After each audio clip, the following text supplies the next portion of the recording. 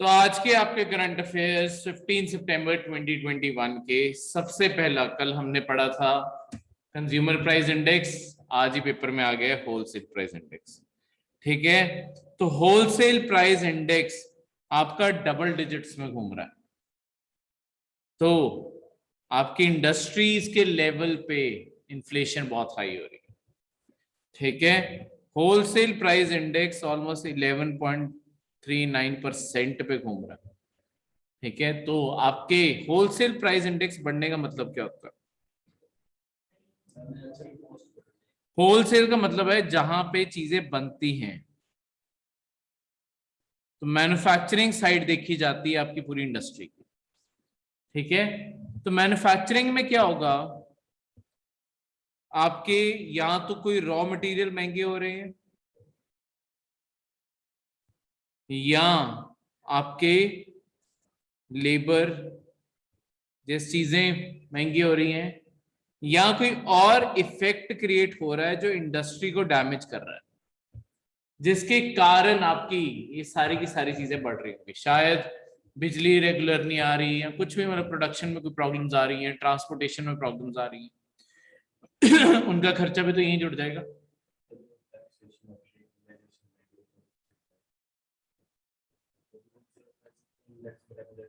हाँ जी बिल्कुल, जो टैक्सेशन है, सेसेस है, वो भी इसके ऊपर असर दिखाती है। ठीक है, क्योंकि कॉस्ट तो उनसे भी बढ़ जाएगी। एक कंपनी के ऊपर अगर एक्स्ट्रा टैक्स डाला जाएगा, कंपनी वो कंज्यूमर के पास ही तो शिफ्ट करेगी, पर उसके ऊपर पहले खुद के भी तो प्राइसेस उसके बढ़ जाएंगे, तो इन्फ्लेशन के तौर पे दिखेंगे वो। ठीक है, तो ये जो है ऑफिस ऑफ इकोनॉमिक एडवाइजर जो है, जो DPIIT, department for promotion of industry and internal trade, किस मिनिस्ट्री के अंडर आता है ये? हाँ, मिनिस्ट्री ऑफ कॉमर्स।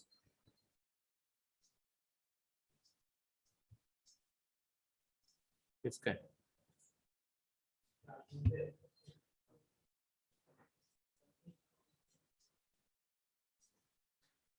तो मिनिस्ट्री ऑफ कॉमर्स ये रिलीज करती है, उसके under Office of the Economic Adviser, वो यहाँ पर रिलीज करते हैं। ठीक है, इसका देखो हर चीज का प्राइजेस डिसाइड करेंगे, बेस ईयर होता है जहां से हम प्राइजेस लेते हैं। इसका बेस ईयर है 2011-12, यानी कि 2011-12 के कंपैरिजन में आज प्राइजेस कहां पे हैं वो डिसाइड किया। ठीक है, क्लियर है? तो इसी से ये सारी चीजें आती हैं। अब आपका होलसेल प्राइस इंडेक्स अपने आप में 3 ग्रुप्स में डिवाइडेड है।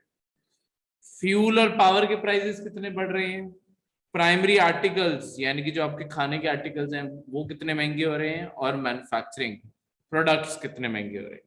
सबसे बड़ी वेटेज आपकी मैन्युफैक्चर्ड प्रोडक्ट्स की है 64। ठीक है, उसके बाद आपकी प्राइमरी आर्टिकल्स, और लास्ट में फ्यूल है आर्टिकल्स। क्लियर है? पर अगर food articles, primary article groups, मतलब इसके अंदर जो प्राइमरी खाने वाली चीजें अगर उन्हें देखा जाएगा तो 15.2% यही पड़ता है। बेस ईयर देखो, बेस ईयर चूज कैसे किया जाता है। देखो कोई भी इकोनॉमिक रीडिंग अगर हमें लेनी है, लेट्स वो कोई भी मेजरमेंट सरकार को लेनी है, कोई भी रीडिंग लेनी है, रीडिंग लेने के लिए हमेशा एक बेस ईयर लेना जरूरी है। किस प्राइस के मुताबिक तुम देखना चाहोगे। ठीक है, कि इस साल अगर 10 रुपए प्राइस था तो इतने साल बाद अब कहाँ पे प्राइस है।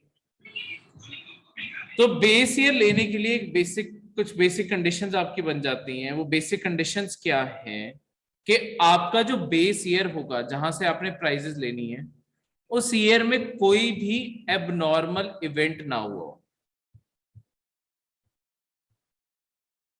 जैसे ऐसा नहीं है कि बहुत बड़े स्केल पे कोई फ्लड्स आए थे, ठीक है, या ड्रॉट्स पड़े हैं, ठीक है, कोई इकोनॉमी में कोई वॉर नहीं हुई, ऐसी कोई सिचुएशन नहीं हुई जिसके कारण आपकी इकोनॉमी हिल सकती है।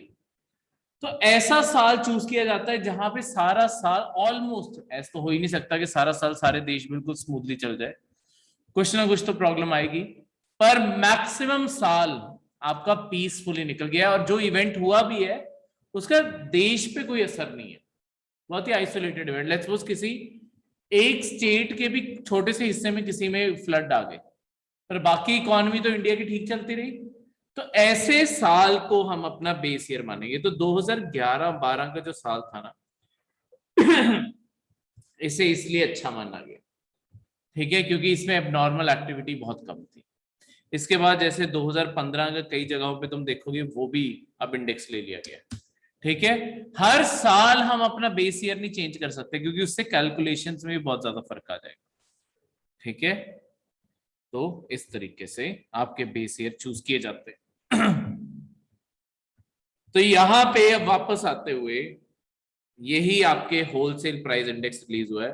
तो होलसेल प्राइस इंडेक्स जो डबल डिजिट्स में घूम रहा है 5 महीने लगातार, ठीक है, तो इस पूरे साल में डबल डिजिट्स में घूम रहा है। तो इन्फ्लेशन हद से ज्यादा हो रही है, इन्फ्लेशन हद से ज्यादा, और होलसेल प्राइस इंडेक्स पे होने का मतलब है, अगर सी अब हो क्या रहा है आपकी एक तरह से, अगर मैं ग्राफ में बताऊं, होलसेल प्राइस इंडेक्स इंडस्ट्रीज को रिप्रेजेंट कर रहा है, तो यानी कि आपकी इंडस्ट्रीज में सामान महंगा होता जा रहा है। कंज्यूमर प्राइस इंडेक्स कल हमने पढ़ा था, इससे नीचे ही था वेटेज, तो कंज्यूमर प्राइस इंडेक्स इससे कहीं गुना नीचे घूम रहा है, ठीक है, सीपीआई डब्ल्यूपीआई, ठीक है। कंज्यूमर यानी कि आपको इतनी महंगाई नहीं महसूस हो रही जितनी महंगाई आपकी कंपनीज को महसूस हो रही है। इसका मतलब है कि आपकी कंपनीज को कहीं ना कहीं इस चीज का ब्रंट झेलना पड़ रहा है, यानी कि कंपनीज के प्रॉफिट गिर रहे हैं, उनके प्रॉफिट्स में फॉल है, क्योंकि उनके ऊपर तो खर्चा पड़ ही रहा है, पर वो उतना खर्चा अभी ट्रांसलेट नहीं कर रहे हैं। अभी इंडस्ट्री इस चीज की मेजरमेंट से चल रही है कि अभी एब्जॉर्ब कर जाए। उसका ये भी कारण हो सकता है जो कंपटीशन इंडस्ट्री को फेस करना पड़ता है। देखो, प्राइजेस बढ़ाने को इंडस्ट्री बढ़ा दे, और लेट्स सपोज अगर किसी कंपनी ने प्राइजेस बढ़ाए, दूसरे का सामान अगर सस्ता रह गया, उसका सामान बिकना शुरू हो जाएगा, तुम्हारा नहीं बिकेगा। तो इसके चलते हुए उनके प्रॉफिट्स गिर रहे हैं, पर कंज्यूमर में ट्रांसलेट नहीं हो रहा, ठीक है, क्लियर है। तो ये फर्क है इन दोनों।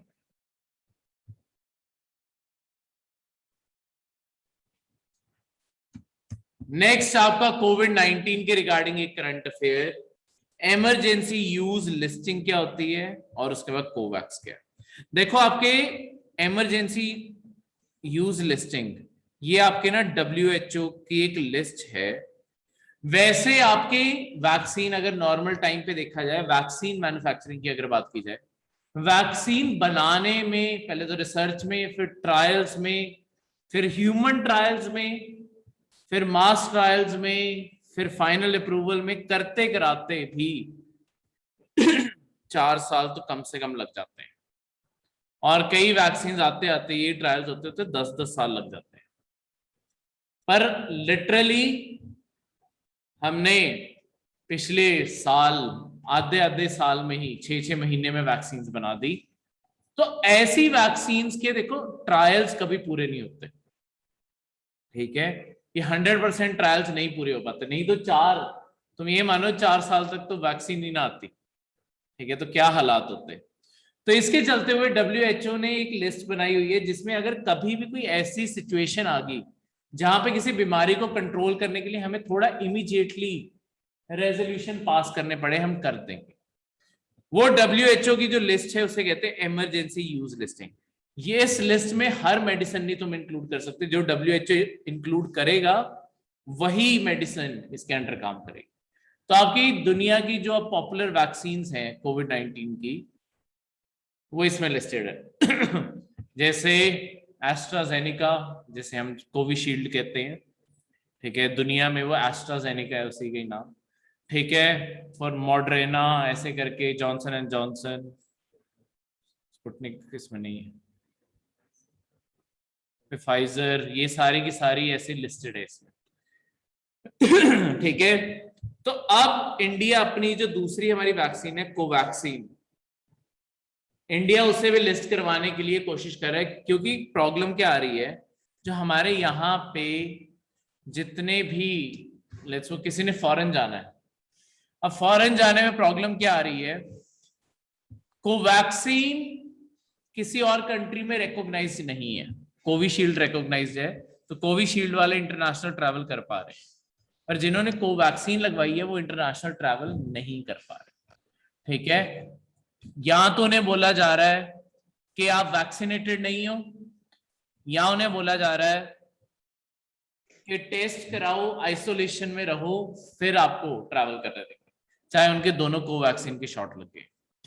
तो अगर आपकी कोवैक्सीन रिकॉग्नाइज हो जाती है, इमरजेंसी यूज लिस्टिंग में आ जाती है, WHO कर देगी, तो फिर उसके बाद ज्यादातर दुनिया की कंट्रीज भी उसे रिकॉग्नाइज करना शुरू कर देंगे।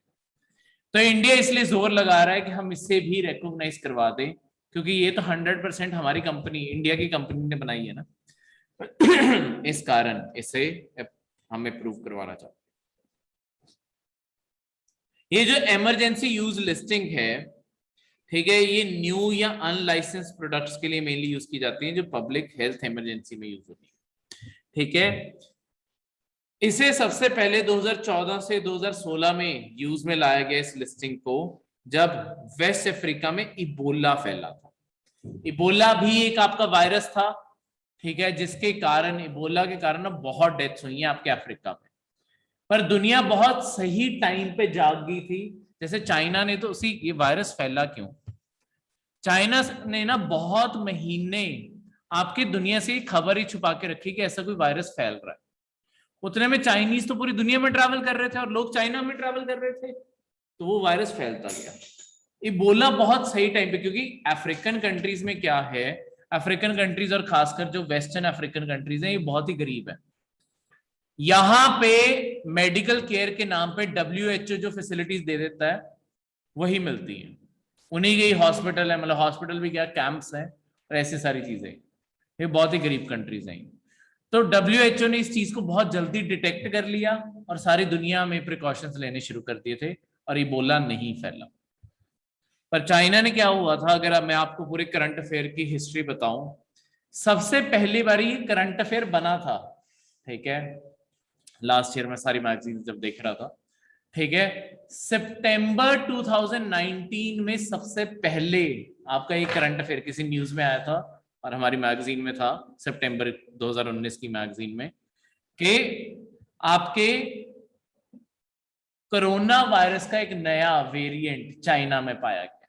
सिर्फ इतना छोटा सा करंट अफेयर, और कुछ लोगों में स्प्रेड हो रहा है। पर देखो, सितंबर, अक्टूबर, नवंबर, दिसंबर, जनवरी में जाके अगलों ने लॉकडाउन लगाया था चाइना ने, तो इतने महीने तो उन्होंने स्प्रेड होने दिया। और अब जब हम इस वायरस को जानते हैं, हमें पता है कि इतनी ओपन स्टेट में अगर ये वायरस फैल रहा है, तो इसे कंट्रोल करना तो बहुत ही मुश्किल है। ठीक है, जिस तरीके से इस फैला रहे हैं, ठीक है, तो ये अपने आप में मुसीबत इसलिए क्रिएट करता है। तो इबोला को तब रोकने के लिए बहुत सारे इमरजेंसी ड्रग्स और वैक्सीन, ये सब कुछ इंट्रोड्यूस किया गया था, वेस्टर्न अफ्रीकन कंट्रीज में दिया गया। वहां पे डेथ्स बहुत हुई थी, पर अल्टीमेटली रोक लिया गया, वहां पे भी इबोला नहीं है। पर लगातार हम मॉनिटर करते रहते हैं कि इबोला कभी दोबारा आए तो रोक लिया जाए। ठीक है, इससे पहले ऐसे वायरसेस तो देखो आते रहते हैं, जैसे इबोला था, इससे पहले आपका वो था, एक और भी आया था इबोला के बाद, जिका। ठीक है, इन सबको फैलने से रोक लिया गया। क्लियर है? नेक्स्ट है कोवैक्स, कोविड-19 वैक्सीन ग्लोबल एक्सेस, इसका शॉर्ट फॉर्म है कोवैक्स। ये दुनिया में देखो, अब दुनिया में प्रॉब्लम क्या है, जब अब कोविड आपकी सारी दुनिया में फैलना शुरू हुआ, आपके कोविड फैलने के साथ साथ ही सारी कंट्रीज को ये रेस पड़ गई कि वैक्सीन बनाएं और अपनी पॉपुलेशन को वैक्सीनेट करना शुरू करें। क्योंकि देखो, अगर पॉपुलेशन वैक्सीनेटेड नहीं होगी, लॉकडाउन रखने पड़ेंगे। लॉकडाउन का मतलब है इकोनॉमी सारी बंद पड़ी है, इकोनॉमी बंद पड़ी है, तो फिर इंडिया की, मतलब इंडिया के कंटेक्स्ट में लगा लो कि इंडिया की कमाई भी कहां से आएगी। तो जरूरी है कि किस तरीके से कमाई इंश्योर करने के लिए इकोनॉमी को ओपन रख सके, और उसे ओपन रखने के लिए जरूरी है कि सारी पॉपुलेशन वैक्सीनेटेड हो। तो अब सारी दुनिया ने वैक्सीन बनानी शुरू कर ली। अब देखो, जिन देशों के पास तो पैसा है, अमीर देश है, जो वेस्टर्न कंट्रीज जो हम कहते हैं, इन्होंने पहले ही अपने ऑर्डर प्लेस कर दिए वैक्सीन के, तो सारी मार्केट से वैक्सीन निकल जाएगी। तो एक नेचुरल टेंडेंसी थी कि जो सबसे अमीर कंट्रीज हैं ये सबसे पहले अपने आप को वैक्सीनेट कर जाएंगे। तो जो गरीब देश हैं, ठीक है, जैसे अफ्रीका ही लगा लो, अफ्रीका का पूरा कॉन्टिनेंट ही गरीब देशों से भरा हुआ है। अफ्रीका में वैक्सीन कैसे पहुंचेगी? तो इसी के चलते हुए आपकी कुछ इंटरनेशनल अलायंसेस हैं, जैसे कि एक है Gavi, Global Alliance for Vaccine and Immunisation, इसे शॉर्ट में गवी कहते हैं। एक है आपकी CEPI, Coalition for Epidemic Preparedness Innovation, और तीसरा आपका WHO। ये 3 ऑर्गेनाइजेशंस ने मिलकर सारी दुनिया को एनकरेज किया कि एक और इनिशिएटिव शुरू किया जाए जिसे हम कोवैक्स कहते हैं। इसके अंडर क्या है कि आपकी कंट्रीज को 3 कैटेगरीज में बांटा जाएगा। एक है जो सिर्फ डोनर कंट्रीज हैं, जो यानी कि कोविड की वैक्सीन खरीदेंगी और कोवैक्स को डोनेट कर देंगे। वो आगे खुद WHO से मॉनिटर कर रहा है, तो WHO खुद कंट्रीज में बांट देगा। दूसरी कंट्रीज हैं वो जो सिर्फ रिसीव करेंगे, उनके पास कैपेसिटी नहीं है ना खरीदने की ना बनाने की, ठीक है, वो सिर्फ रिसीव कर सकते हैं। तीसरे हैं जो इंडिया जैसे हैं। इंडिया की कंट्री, इंडिया क्या कहता है, हम दोनों में है, हम डोनेट भी करेंगे, हम रिसीव भी करेंगे, ठीक है। क्योंकि इंडिया, अब देखो आपको जितनी जल्दी वैक्सीन मिल गई है ना, उसका मेन नतीजा यही है क्योंकि इंडिया की अपनी वैक्सीन प्रोडक्शन कैपेसिटी बहुत है। नहीं तो आपके ऑस्ट्रेलिया जैसे जो कंट्रीज हैं, ऑस्ट्रेलिया में लोग प्रोटेस्ट कर रहे हैं कि वैक्सीन का है। ऑस्ट्रेलिया, पूरा कॉन्टिनेंट की पॉपुलेशन 2 करोड़ है, और ऑस्ट्रेलिया में अभी 10-15% भी वैक्सीनेशन नहीं हुई, ठीक है। तो ऑस्ट्रेलिया मतलब हमारा कुछ पिछले हफ्ते का रिकॉर्ड है, हमने एक दिन में 1.5 करोड़ वैक्सीन लगा दी, यानी कि हम एक दिन में लिटरली सारे ऑस्ट्रेलिया को वैक्सीनेट कर सकते हैं, ठीक है। इतनी सिर्फ इंडिया की कैपेसिटी है। पर इंडिया अपनी पूरी पॉपुलेशन को इससे वैक्सीनेट करने में बिजी है, तो हम पूरी दुनिया को नहीं भेज रहे। हमें है कि पहले अपनी सारी आबादी को लगा दें, फिर देखेंगे सारी दुनिया का, तो उसके बाद भी तो पैसा कमा ही लेंगे, ठीक है। पहले अपने देश के अंदर देख लेते हैं। तो इसी के चलते हुए इंडिया को सिर्फ इसलिए मिल गया, नहीं तो इंडिया भी एक पुअर देश है, हमें किसने देनी थी वैक्सीन, ठीक है। और वैक्सीन ना होती तो डेथ से डेथ और ज्यादा बढ़ जाती। वैक्सीन इलाज नहीं है। तभी ऐसा नहीं होता कि किसी को कोविड हो गया, मैंने कही किसी को एक बार बोलते हुए सुना था कि किसी को कोविड हो गया, किसी कोई अपना रिश्तेदार बारे बता रहा था, किसी को कोविड हो गया, वो वैक्सीन लगाने निकल गए कि चलो वैक्सीन लगवा लेते हैं, ठीक हो जाएंगे।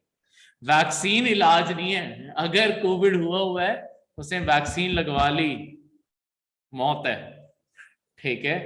क्योंकि वैक्सीन के अंदर वायरस ही होता है, वैक्सीन आया ही वायरस से, ठीक है। उसके अंदर वायरस होता है, बस या तो उसे वीक किया होता है या वो डेड होता है। उसका काम ये होता है कि बस आपकी बॉडी के अंदर से इम्यून सिस्टम का रिस्पॉन्स जनरेट करवाना, ठीक है। तो जैसे ही आपकी बॉडी के अंदर जैसे ही वैक्सीन गई, तभी क्या कहते हैं, पहले दिन कई लोगों को फीवर हो जाता है, वीकनेस रहती है, वो इसलिए क्योंकि आपकी इम्यून सिस्टम रिस्पॉन्ड करने बैठ गया। जब इम्यून सिस्टम रिस्पॉन्ड कर रहा है, ऑब्वियसली आपको वीकनेस आएगी। पर जैसे ही अगले दिन, तभी पर होगा क्या, ऐसा नहीं है कि इसके बाद हमें कभी कोविड हो नहीं सकता। पर अब अगर कोविड होगा, अगर आपने वैक्सीन लगवा ली है जैसे, तो आपके ऊपर असर कम होगा, मतलब वो जो डेथ की स्टेज है वो नहीं आएगी, ठीक है। तो हम वैक्सीन सिर्फ इसलिए लगवा रहे हैं क्योंकि डेथ सुनी बंद होगी, तो आम फीवर कई बार जब हमें किसी और वायरस से भी होते हैं 4-4 5-5 दिन, तो कई बार लोग वैसे भी बीमार पड़ जाते हैं, वो कोई प्रॉब्लम नहीं है, वो एक पर्सनलाइज्ड प्रॉब्लम होगी। डेथ बचाना चाहते हैं क्योंकि किसी की मौत तो नहीं हो रही ना, फीवर ही है, ठीक हो जाएगा, ठीक है, वो अभी भी रहेगा। तो हाँ जी,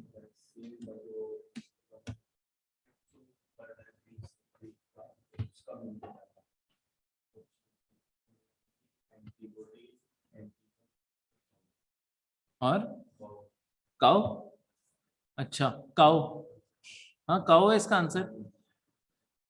वैक्सीन का जो एक्चुअली जो ओरिजिनल वर्ड वैक्सीन कहां से आया है, मैं तुम्हें इसका ओरिजिनेशन भी बताता हूँ। सबसे पहली वैक्सीन कौन सी थी? वो पीस नहीं, दुनिया की सबसे पहली वैक्सीन क्या थी, मैं उसका नाम बताता हूँ। वो ना काऊ से बनी थी, काऊ के लिए बनी थी और काऊ के सैंपल से बनी थी।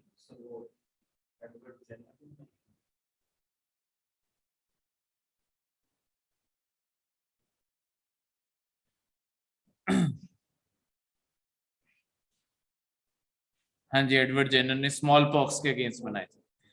ठीक है, तो उसे काउ पॉक्स भी कहते थे क्योंकि वो बीमारी फैलती वहां से थी, स्मॉल पॉक्स की। तो इस कारण वैक्सीन वर्ड वहां से आया, उसका मतलब काउ ही है। अरे ये क्वेश्चन यहाँ से, ये मैं तुम्हें बताऊं, तुम्हारे जहां पे वो वैक्सीन पूरी एक्सप्लेन की हुई है ना, एक करंट अफेयर की मैगजीन में, वहां पे मतलब ये तो लिखा है ना कि कहाँ से सबसे पहली वैक्सीन कब बनी थी, क्या हुआ था। तो वहां से आपको सारे ऑप्शन देख के ये नहीं लगा कि काओ अलग सा क्यों ऑप्शन डाला हुआ है, बाकी सारे एंटीजन ये सब कुछ, एक काओ अलग वर्ड क्यों है? ठीक है, ये काओ का क्या मतलब हुआ? एक्चुअली वैक्सीन सबसे पहले काओ से फैलने वाली कोई बीमारी थी, काओ को इफेक्ट करती थी और उससे हमें इफेक्ट करती थी। इस कारण वहां से वायरस को आइसोलेट किया गया था और उससे इंसानों के लिए स्मॉल पॉक्स की वैक्सीन बनाई गई थी। अब स्मॉल पॉक्स दुनिया में खत्म हो गया, उसका कारण यही है। इस पूरी जनरेशन को तो अब स्मॉल पॉक्स की वैक्सीन भी नहीं लगती। उसका मेन कारण ही ये है क्योंकि स्मॉल पॉक्स खत्म हो चुका है। ठीक है, एक टाइम पे ही शॉट्स कंपलसरी होते थे। ठीक है, अपने पेरेंट्स की कभी बाजू पे देखना, एक ना निशान पड़ा होता है इंजेक्शन का, वो स्मॉल पॉक्स के इंजेक्शन, वो ना पूरे ब्रॉड मोटे इंजेक्शन होते थे, वो निशान छोड़ जाते थे स्किन पे। ठीक है, तो पेरेंट्स को तभी वो निशान लगे। हाँ, वो आपको स्मॉल पॉक्स का नहीं है, वो पता क्या है, जहां पे आपको वैक्सीन लग रही थी, अगर आपको, आप में से किसी को अभी भी कुछ निशान है जहां पे कभी वैक्सीन लगे हैं, जिन हॉस्पिटल्स में आपको वैक्सीन लगी है वहां पे नए इंजेक्शन की टेक्नोलॉजी नहीं आई थी जब आपको लगे। ठीक है, तभी आप अपनी जनरेशन में देखोगे ना, कईयों के वो निशान नहीं है, ऐसा नहीं है कि उन्हें वैक्सीन से नहीं लगी। वैक्सीन जो बेसिक वैक्सीन है वो सारी की सारी सबको लगी, उनके पास बस वो टेक्नोलॉजी नहीं आई थी नए इंजेक्शन की, इस कारण वो निशान रह गए। ठीक है, तो अब की जनरेशन देखोगे जो अब बॉर्न हो रहे हैं, उनके उन्हें तुम्हें निशान कहीं नहीं दिखेंगे, अब वो इंजेक्शन हर जगह अवेलेबल है। ठीक है, वो इस कारण तुम लोगों के निशान इसलिए हो सकते हैं। ठीक है, क्लियर है? अब नेक्स्ट, इंडिया और सिंगापुर अपनी एक इकोनॉमिक पार्टनरशिप को बढ़ाने लगे हैं। यानी कि अगर तुम सिंगापुर ट्रैवल करोगे तो तुम्हें वहां पे पेमेंट्स, लोकल पेमेंट्स करने में अब कोई प्रॉब्लम नहीं आएगी। हम क्या कर रहे हैं, हम अपने यूपीआई को उनके पे नाउ से कनेक्ट कर रहे हैं, ये दोनों एक दूसरे से जुड़ जाएंगे। तो हम एक इंटर गवर्नमेंटल डिजिटल अलायंस बनाने लगे, मतलब एक तरह से शुरुआत है इसकी, जहां पे कंट्रीज की ये जो हर कंट्री कहीं ना कहीं अपनी डिजिटल इंटरफेस बना रही है, जैसे हम यूपीआई करते हैं। ठीक है, जैसे जैसे हम कह देते हैं कि पेटीएम कर दे, गूगल पे कर दे, एक्चुअली गूगल पे थोड़ी हो रहा है, गूगल थोड़ी पैसे दे रहा है। गूगल में हो क्या रहा है कि मतलब जब भी आप ये यूज करते हो, आप जब अकाउंट क्रिएट करते हो, आपका हमेशा कोई ना कोई एक यूनिक आईडी बनती है। ठीक है, वो यूनिक आईडी क्या होगी कि आपका नंबर होगा,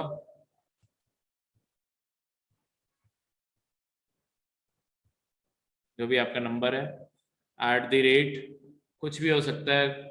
जैसे अगर आप गूगल पे यूज करते हो, वो ICICI यूज करते हैं। ठीक है, पर होने को अगर आप डायरेक्टली जो सरकार की अपनी ऐप है, वो भीम नाउ से यूज करते हो, उस पर @UPI है। ठीक है, कोई बैंक से यूज कर रहे हो, HDFC, कोटक, SBI, हाँ हाँ पेटीएम, वो सारा होता है। इसके अलावा यहाँ पे ये नंबर भी हो सकता है, ठीक है, नेम भी हो सकता है, और कोई भी यूनिक सिंबल भी हो सकते हैं, कुछ भी रख सकते हो तुम यहाँ पे, ठीक है। लेट्स सपोज किसी ने रख लिया XYZ @ एक्सक्लेमेशन मार्क 121 @ कोई भी UPI। ये तुम इशू करोगे, अगर वो सेम आईडी नहीं इशू हुई तुम्हें वो मिल जाएगी। तो इसलिए ज्यादातर तुम्हारे नंबर पे बन जाते हैं, क्योंकि नंबर किसी और के पास तो होगा नहीं, तुम्हारे पास ही होगा, वेरीफाई भी हो जाता है। NPCI से ही होता है।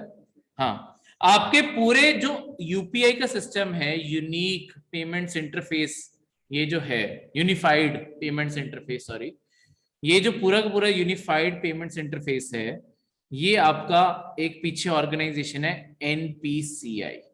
फुल फॉर्म क्या है? नेशनल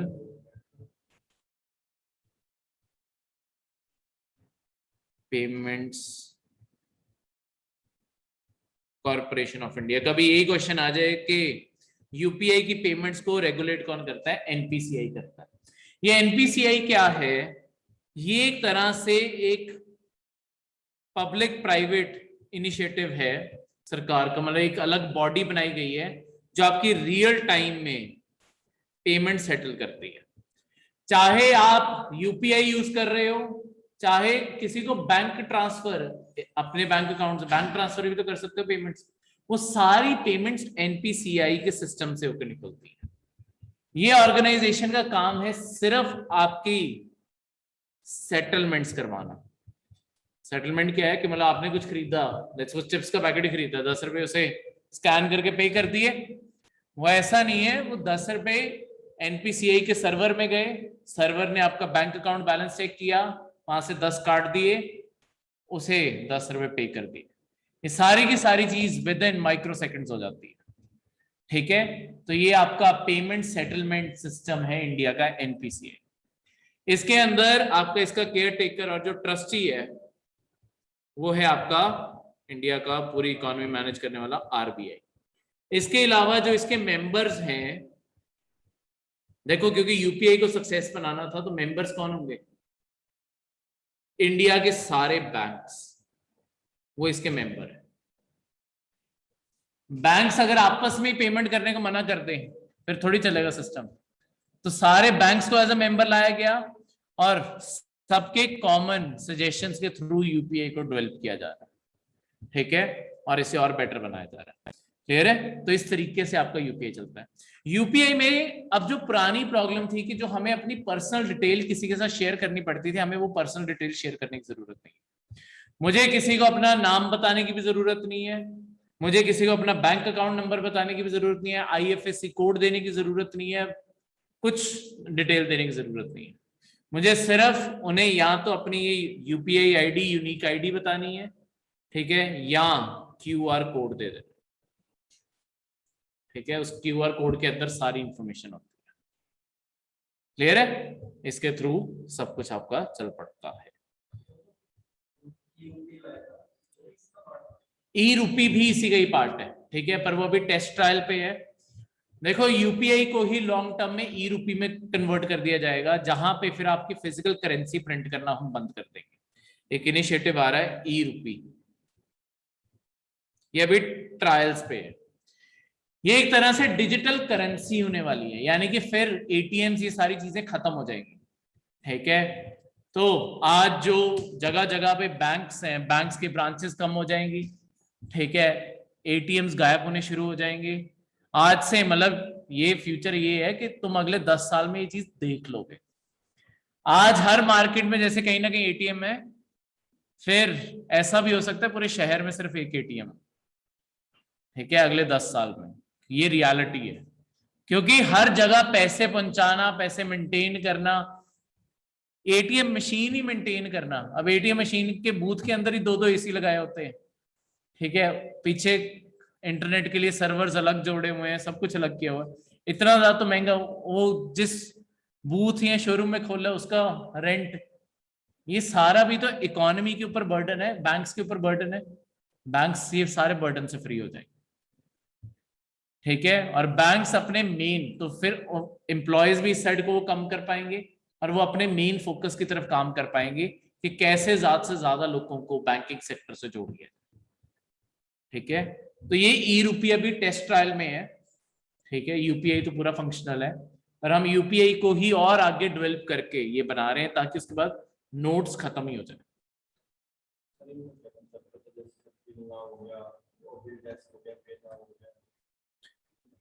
ये बेसिकली पेमेंट गेटवेज है, बिल डेस्क ये सब कुछ हो गया। कई बार तुम कहीं से कोई पेमेंट कर रहे होते हो, ये बिल डेस्क जैसे मैं बताता हूँ, बुक माई शो पे जब पेमेंट करते हो वो बिल डेस्क पे लेके जाती है। ठीक है, हमारी वेबसाइट पे पे करते हो तो वो इंस्टा मोजो पे लेके जाएगा। ठीक है, ये सारे ये पेमेंट गेटवेज हैं। ये पेमेंट गेटवेज का काम क्या होता है कि ये पेमेंट कलेक्ट करने में हेल्प करते हैं। ठीक है, तो ये इस तरीके से सेंट्रल ट्रस्टवर्दी एजेंसी बन जाती है। ये तो खुद ये इनका ये पैसे अपने पास नहीं रखती, ये सिर्फ एज अ गेटवे तुम्हें प्रोवाइड कर रही है, एज अ कंपनी को गेटवे प्रोवाइड कर रही है कि तुम पेमेंट करोगे, वो इनके पास जाते हैं, 2 से 3 दिनों में ये सेटल कर देते हैं और ये अपना कमीशन काट लेते हैं। हाँ, जैसे मतलब कमीशन बेस्ड सर्विस होती है ये। ठीक है, ये हो गया, पेयू हो गया। ठीक है, ऐसे बथेरे गेटवेज हैं, जो मर्जी ऑप्ट कर लो। ठीक है, तो ये याद रखना, पे नाउ आपका सिंगापुर का है। ठीक है, तो ये आपके यूनिफाइड पेमेंट इंटरफेस बारे सब कुछ लिखा हुआ है यहाँ पे, उसे पढ़ लेना। बस जो मैंने अभी बताया वही आपकी वर्चुअल पेमेंट एड्रेस बनता है जिसे यूपीआई आईडी कहते हैं, और उसी के थ्रू आपका कर सकते हैं। एनपीसीआई सब कुछ मॉनिटर करता है सब कुछ। ठीक है, क्लियर है? एक दिन में कितने पैसे भेज सकते हो यूपीआई के थ्रू?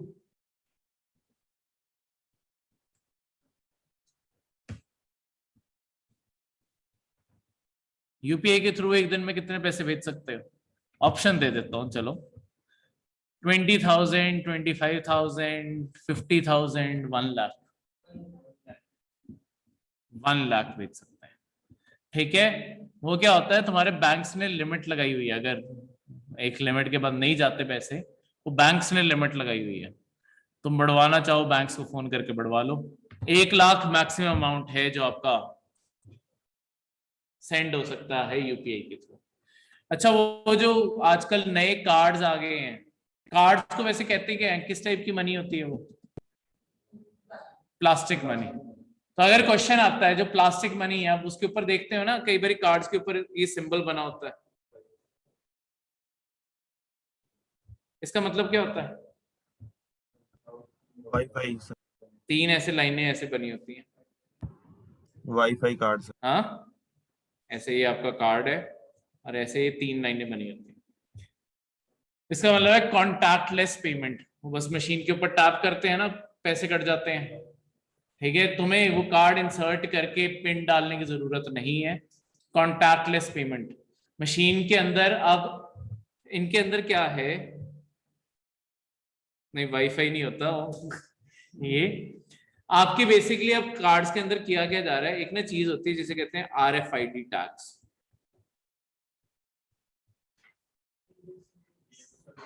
Radio frequency ID.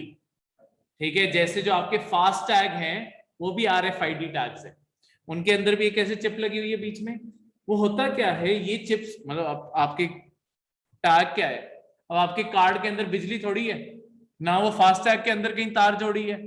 तो ये आपके जो टैग्स होते हैं इन्हें कहते हैं पैसिव, जो हम यूज कर रहे हैं इन्हें पैसिव टैग्स कहते हैं। एक्टिव टैग होता है जिसके साथ बिजली जुड़ी होगी, तो हम पैसिव टैग्स यूज करते हैं।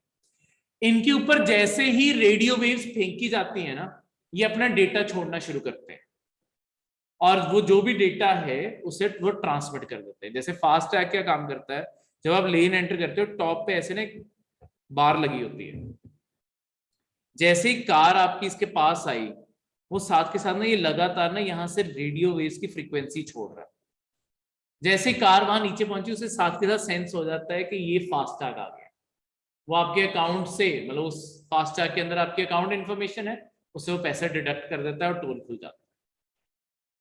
तो वो एनर्जी बाहर से आती है, RFID टैग को एनर्जी देती है, एनर्जी से इंफॉर्मेशन रिलीज होती है और उससे आपकी ये सारी की सारी इंफॉर्मेशन आती है।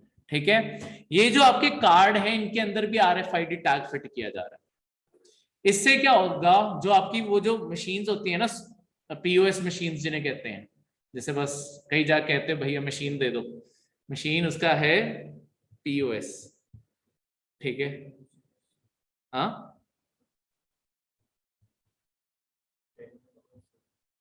हाँ, payment on source POS machines. ठीक है, ये जो मशीन्स होती हैं POS मशीन्स, इनके अंदर भी ऐसे ही रेडियो वेव छोड़ने के लिए अब नए पे चिप्स आने लग गई है। उनके ऊपर जाके टैग करोगे, वो पैसे जितना भी तुम्हारा, मतलब वो उसके अंदर अमाउंट फिल कर देंगे, एंटर दबा देंगे, उसके ऊपर कार्ड रखोगे, तुम्हें कोई कोड भरने की जरूरत नहीं, कुछ भरने की जरूरत नहीं, वो अपने आप पैसे काट देगा और स्लिप प्रिंट होनी शुरू हो जाएगी। मेरा क्वेश्चन है कि मैक्सिमम लिमिट क्या है कॉन्टैक्टलेस की? इसे अनलिमिटेड लिमिट क्यों नहीं बनाया गया? पहली बात तो ये देखो, एक बहुत बड़ा खतरा है इस चीज का कि लेट्स सपोज तुम अपने वॉलेट में लेके घूम रहे हो, मैं RFID टैग तुम्हारे पीछे लेके आऊं, अब तो किसी का, मतलब जो चोर है उन्हें किसी का पर्स निकालने की भी फिर तो जरूरत नहीं, वो आएंगे थोड़ा सा पास कांटेक्ट में भी ले आए, पैसे निकाल के ले जाएंगे वो तो ऐसे। ठीक है, तो इसकी मैक्सिमम लिमिट 2000 है, 2000 से ज्यादा नहीं निकल सकते। ठीक है, अगली बारी, इसीलिए ये जो मैंने अभी आपको सिनेरियो बताया ये बहुत ही रियल लाइफ सिनेरियो हो सकता है। इसी कारण अब अगली बारी जब नए पर्स लेने जाओगे, उनमें देखना अब एक नई लेयर आने लगी, उनके बाहर लिखा होता है RFID टैंपर प्रूफ, कि इससे रेडिएशन बाहर नहीं जा पाएगा। ठीक है, तो हर चीज की टेक्नोलॉजी, उसकी काउंटर टेक्नोलॉजी सब साथ में चलता है। ठीक है, सब बनता जा रहा है। तो ये है आपका RFID टैग्स चीज। ठीक है, RFID टैग्स आपके एक्टिव भी हो सकते हैं, जैसे जो व्हीकल्स को हमें ट्रैक करना होता है ना, जैसे कोई व्हीकल माइन से चला, अब अगला कोल भर के चले हैं, ऐसा ना हो कि कोल बीच में ट्रक ड्राइवर कहीं पे रोके, कोल उठा के कहीं बेच दे और पत्थर भर ले के वेट उतना ही रहे। ठीक है, तो इसलिए करते क्या है, आपके बसेस या ट्रक्स में इनमें एक्टिव टैग लगाते हैं, आपके एयरप्लेन्स में भी एक्टिव टैग होते हैं। ये क्या है, ये पावर सोर्स से, इनके अंदर ही पावर सोर्स होता है, ये कनेक्टेड होते हैं पावर सोर्स से, तो ये लगातार अपने सिग्नल ट्रांसमिट करते रहते हैं। तो तुम कहीं पे बैठे हुए देख सकते हो कि वो ट्रक या बस कहाँ जा रही है, ठीक है, और कहाँ रुक रही है, हर चीज। ठीक है, अगला है नॉन परफॉर्मिंग एसिड्स, NPA। देखो नॉन परफॉर्मिंग एसिड्स क्या होते हैं, आपके कोई भी ऐसे एसेट्स, मतलब एसेट्स का मतलब बैंक के लिए एसेट क्या होगा, जहां से बैंक की कमाई हो रही है। अब बैंक की कमाई कहां हो रही है, बैंक जो लोन देता है, लोन के बदले इंटरेस्ट आता है, ये जो इंटरेस्ट रेट है यही बैंक की कमाई है। पर जब बैंक ने लोन दिया, अब बैंक के लिए ये रिस्क तो है ही ना कि लेट्स सपोज आपको कल लोन वापस ही ना आए, तो अगर लोन वापस ही ना आया तो सारा का सारा आपका पैसा डूब गया। इस कारण जो पैसा वापस नहीं आ पाता उसे बैंक डिक्लेयर कर देते हैं कि नॉन परफॉर्मिंग एसेट है। ऐसा कोई भी लोन जिसके पिछले 90 दिन में कोई प्रिंसिपल या इंटरेस्ट अमाउंट की पेमेंट नहीं हुई है, उसे बैंक डिक्लेयर कर देता है। 3 महीने निकल गए ना, कोई पैसा नहीं आया, कि ये NPA बन गया। ठीक है, तो इसके बाद आपके NPA 3 और कैटेगरीज में आगे आगे बांटे जाते हैं। सबसे पहले सब स्टैंडर्ड। सब स्टैंडर्ड का मतलब है 12 महीने से कम, या पूरे 12 महीने भी हुए। ठीक है, लेस या इक्वल टू 12 मंथ्स। कोई भी ऐसा लोन जिसकी प्रिंसिपल या इंटरेस्ट पेमेंट 12 महीने तक नहीं हुई है, कोई भी पीरियड हो सकता है, इसमें ये 90 दिन का पीरियड भी आ गया, 12 महीने तक मैक्सिमम, उसे कहते हैं सब स्टैंडर्ड हो गया कि शायद ये ना आए, ठीक है, शायद आ भी जाए। अगर 12 महीने से ज्यादा निकल गए तो तुम्हारा डाउट और ज्यादा बढ़ जाता है, तो वो डाउटफुल हो जाता है। कोई भी ऐसी चीज जो 12 महीने क्रॉस कर चुकी है और अभी तक उसकी कोई पेमेंट नहीं आई, वो डाउटफुल है। फाइनली जो लॉस एसेट है वो ऐसे एसेट है जो बहुत टाइम निकल चुका है और अब वो लोन आने के, वापस आने के कोई चांस नहीं है। वो कंपनी शायद फेल हो चुकी है, ठीक है, जिसे लोन दिया था देश छोड़ के भाग गया है, ठीक है। तो ऐसी चीजों के कारण अब पैसा नहीं आएगा, पैसा नहीं आएगा तो वो लॉस एसेट है कि मान लो कि ये पैसा डूब गया, ठीक है। ये बैंक्स के लिए करना क्यों जरूरी है, आरबीआई ने कंपलसरी क्यों किया है ये सारे रिकॉर्ड्स बनाना? देखो बैंक्स क्या करते थे, बैंक्स हद से ज्यादा रिस्क लेते थे। किसी को भी लोन दे देंगे कि हाँ इंटरेस्ट रेट कमाएंगे, बिजनेस अच्छा चलेगा, ये सब कुछ होगा, वो होगा। पर अगर रिस्क ज्यादा लिया है और लोन नहीं आया, पैसा बैंक का नहीं डूबता, पैसा उनका डूबता है जिनका अकाउंट बैंक में है। अगर आपका बैंक फालतू में लोन बांटी जा रहा है सबको और कल इसके पास पैसा वापस नहीं आया, तो बैंक तुम्हें पैसा कैसे देगा? बैंक की यही तो स्कीम होती है जो तुम्हें सेविंग इंटरेस्ट रेट दे रहा है। यहां से बैंक अगर 12% कमा रहा है तब जाके तुम्हें 4% देता है, बीच का उसका प्रॉफिट है। उस 4% के लालच में तुम बैंक अकाउंट में रखोगे पैसा, उस 4% को उठा के आगे 12% पे लगाएगा, कमा लेगा। ये पूरा का पूरा प्लान है इसका, ठीक है। बैंकिंग सेक्टर इसी चीज से काम करता है। पर अगर यहीं से नहीं आया तो ये छोड़ो, मेन अमाउंट भी कैसे देगा बैंक? तो फिर सिचुएशन आती है जिसे कहते हैं हम बैंक रन हो गया। बैंक रन का मतलब है कि इतने लोग पैसा लेने आ गए हैं जितने बैंक के पास पैसा ही नहीं है, तो सिचुएशन को कहते हैं बैंक रन हो गया। यानी कि बैंक के पास जितना पैसा था वो खत्म हो गया है, डिमांड अभी भी बहुत पैसे की है, तो फिर बैंक को अपने शटर बंद करने पड़ते हैं। जो सिचुएशन, एक क्वेश्चन क्यों आ सकता है बैंक रन क्या होता है, ये आपके अफगानिस्तान में इस टाइम चल रही है। आपके अफगानिस्तान में लिटरल लोग एक हफ्ता लाइन में सो रहे हैं, उठ रहे हैं, वहीं बैठ के खाना खा रहे हैं कि बैंक से पैसा मिलता है। बैंक्स बंद पड़े, $200 की लिमिट है, पर $200 भी नहीं है बैंक्स के पास। तो बैंक्स करते गए, दिन में सिर्फ मुश्किल से 2 घंटे खुलते हैं, एक टाइम पे 15 को लोगों को अंदर लाते हैं, 15 को लोगों को $200 जो मैक्सिमम लिमिट है उतने तक दे देते हैं, फिर बैंक बंद हो जाता है। फिर अगला पैसा जब आएगा तब दोबारा खुलेगा, ठीक है। तो ऐसे सर्व कर पा रहे हैं वहां पे बैंक से। हाँ, येस बैंक के साथ भी इंडिया में हुआ था। जैसे र्यूमर फैला, येस बैंक ने क्या किया था, येस बैंक ने यही किया, इतने लोन, इतने रिस्की लोन बांटे। येस बैंक का जो बिजनेस मॉडल था ना वो बहुत ज्यादा रिस्क भरा था, पर अब तक काम करता आ रहा था। येस बैंक बहुत ही रिस्की लोन्स देता था पर बहुत ही हाई इंटरेस्ट रेट पे देता था। तो जिन लोगों को बहुत ज्यादा डेस्परेशन में जरूरत है और उसे पता है कोई और बैंक नहीं देने वाला, येस बैंक दे देता था, ठीक है। तो लेट्स सपोज बाकी बैंक अगर 12% इंटरेस्ट रेट चार्ज कर रहे हैं, आपका येस बैंक 16 या 18% करेगा। पर जिस बंदे की बहुत ज्यादा जरूरत है वो तो लेगा ही लेगा, तो वो येस बैंक से लोन तो मिल जाता था, येस बैंक की कमाई भी बहुत ज्यादा हो रही थी। पर हुआ क्या, आपके पिछले 3-4 साल में येस बैंक को अचानक ही सारे के सारे ये जो रिस्की से लोन्स दिए वो सारे के सारे फेल होने लग गए। तो अपनी जेब से पैसा डालना पड़ा, वो तब भी सरवाइव नहीं हुआ। एक पॉइंट आया जहां पे येस बैंक और लोन नहीं दे सकता था, लोन छोड़ो जिनका पैसा है उन्हें भी नहीं दे सकता था। ये चीज मतलब ध्यान में रखते हुए फिर बैंक्स क्या करते हैं, टाइम टू टाइम इन्वेस्टर से पैसा रेज करते हैं कि अभी हम मार्केट में और बड़े हो रहे हैं, अभी हम पे पैसा लगाओ लगाओ। पर जब ये येस बैंक की रिपोर्ट्स आपकी इन्वेस्टर्स ने तब देखी, वो जो मार्च में क्राइसिस आया था, आपकी येस बैंक की न्यूज जैसे ही आपकी देखी सारे के सारे इन चैनल्स ने कि इन्वेस्टर्स ने मना कर दिया है येस बैंक को और पैसे देने से। और लिटरली आपके एक ऑर्गेनाइजेशन है, एक वेंचर कैपिटलिस्ट है, जेपी मॉर्गन, एक बहुत बड़ी ऑर्गेनाइजेशन है इंडिया की नहीं दुनिया की, ठीक है।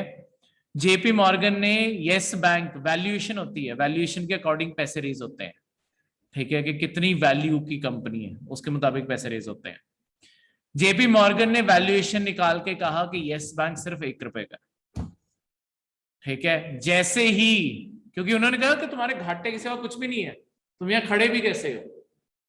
तो जैसे ही न्यूज फैली कि जेपी मॉर्गन बहुत ही ट्रस्टेड ऑर्गेनाइजेशन है दुनिया में, जैसे ही खबर मार्केट में फैली कि जेपी मॉर्गन ने यस बैंक की वैल्यू 1 रुपए कर दी है, ठीक है, साथ के साथ यस बैंक के जितने भी होल्डर्स थे सारे पैसा निकालने भागे कि ये बैंक तो फेल हो गया। अब वो इतना पैसा निकालने भागे कि इतना तो पैसा यस बैंक के पास था ही नहीं, वो तो फेल हो रहा था। और जो फेल होने में लास्ट नेल थी वो ये थी कि सारे लोग अपना पैसा निकाल लें। वो र्यूमर फैलने से शुरू हो गया, इसीलिए आरबीआई को स्टेप इन करना पड़ा। उन्हें पहले बोला गया शटर बंद कर दो, 2000 से ज्यादा रुपए किसी को नहीं देने, बस बंद कर दो। फिर आरबीआई ने सारे बैंक्स को बोला कि बचा लो अब इसे। तो एसबीआई, आईसीआईसीआई, एचडीएफसी, इन सब ने यस बैंक के शेयर खरीदे और इस बैंक को रिवाइव किया। हाँ जी।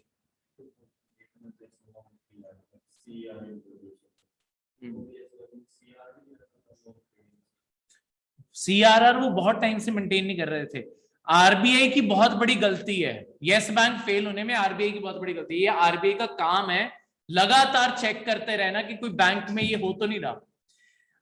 बहुत टाइम से सिग्नल्स आ रहे थे कि यस बैंक फेल हो जाएगा, क्योंकि होता गया जो मिनिमम रिक्वायरमेंट्स होती है बैंक को, कितना आरबीआई के पास पैसा रखना होता है, कितना अपने पास भी कितना रिजर्व में रखना है, खुद के पास भी एक रिजर्व बनाना पड़ता है। यस बैंक का कुछ भी पूरा नहीं था। अरे वही मैं बता रहा हूं, आपकी कोई भी रेशियो नहीं मेंटेन हो रही थी उनसे। और होता क्या है, जब तुमसे रेशियो नहीं मेंटेन होती है सारी, तब आपके ऊपर आरबीआई फाइन लगाता रहता है। उनके ऊपर फाइन भी लगते आ रहे थे। उन्होंने कभी भी किसी असेसमेंट में अपने आप को पूरा ही नहीं किया। तो आरबीआई को एक्चुअली 6 महीने पहले ही एहसास हो जाना चाहिए था कि हो क्या रहा है। वो पिछले 1 साल से रेशियो नहीं मेंटेन कर रहे थे, क्योंकि उनके पास पैसा ही नहीं था उतना। तो अपने आप उसने तो डूबना ही था। ठीक है, क्लियर है। तो ये था आपका आज का करंट अफेयर्स कलेक्ट।